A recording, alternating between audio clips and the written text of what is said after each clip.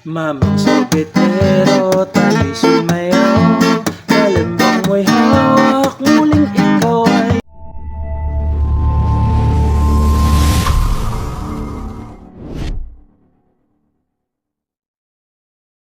hello mga ka-idol. So ngayon meron na naman akong ituturo sa inyong magandang kanta.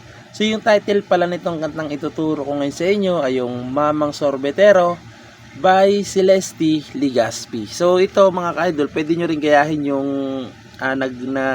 nag-cover din na parang reggae, no? Kasi itong ituturo natin is reggae version naman, okay?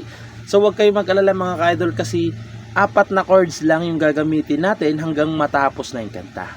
Okay? So 4 chords only lang to hanggang matapos na, huwag na kayong mag-alala. Okay?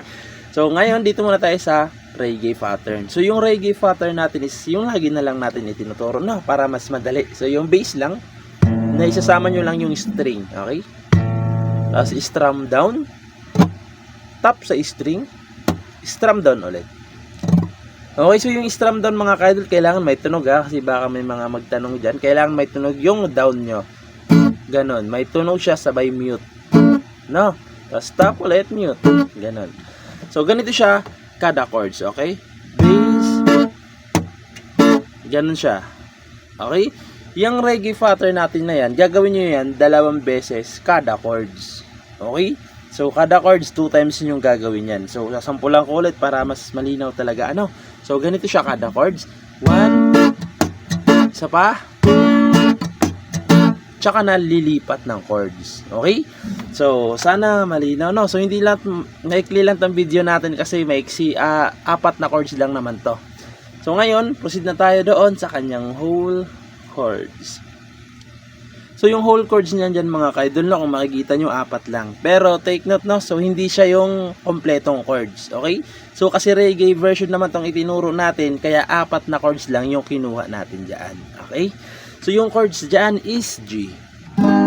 So yung G, sa 3rd fret lang naman yung var. Babar nyo sa 3rd. Sa 4th fret naman is 3rd string. Sa 5th fret naman is 5th tsaka 4th string. Okay? Ayan yung G. No, so no, this A minor. So ito yung A minor na gagawin natin.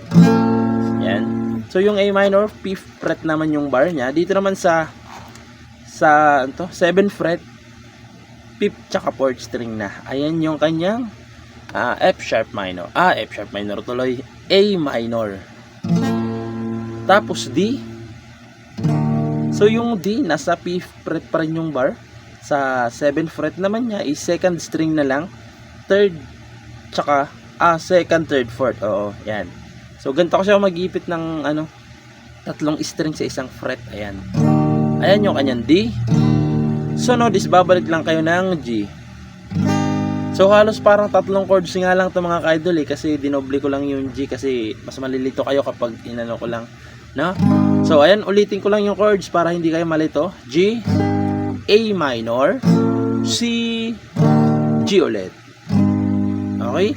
So, yung 4 na chords na yan, hanggang matapos na yung kanta. No? Yan na rin yung intro niya, pati lahat na. Yan, 4 na yan. Pero ulitin ko lang ulit, hindi yan yung kompletong chords. Okay? Kasi reggae tong kanta natin, so 4 lang yung kinuha ko kasi katunog niya naman. So, sasampulan ko na lang para mas maintindihan nyo kung paano siya tugtugin. Okay? So, ganito siya kapag tinugtugan. Mamang sorbetero, anong ngalan mo? Tinda mong ice cream, gustong gusto ko. Init ng buhay na mapawi mo. Sama ng loob, malilimutan ko.